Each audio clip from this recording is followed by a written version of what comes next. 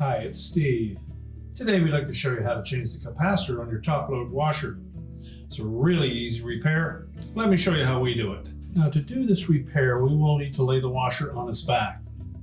So we're going to begin by disconnecting the inlet fill hoses. Be sure to turn the water off first.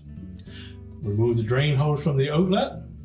And then we'll also need to disconnect the power. So be sure to unplug the washer, and then we'll pull it out far enough that we can either lay it on its side or on its back. Now with the washer safely on its back, we have access to the mounting bracket for that capacitor.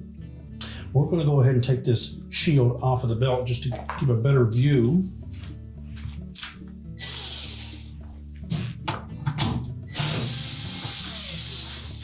There are two 5/16 hex head screws that secure that shield.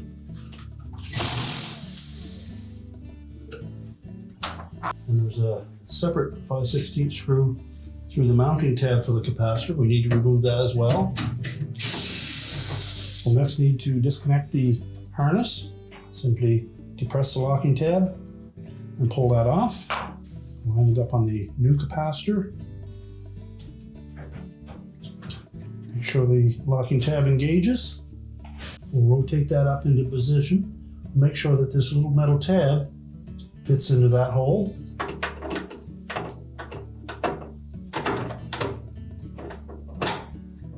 And then secure it with the screw.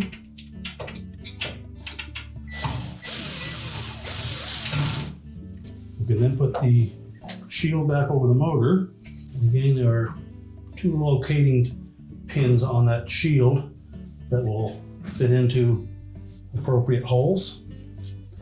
That helps line that up.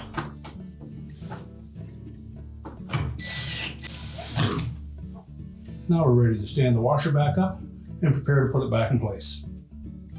We're now ready to push the washer back into place. We'll reconnect our fill hoses, turn on the water and check for leaks, reconnect the drain hose, reconnect the power, and your repair is complete.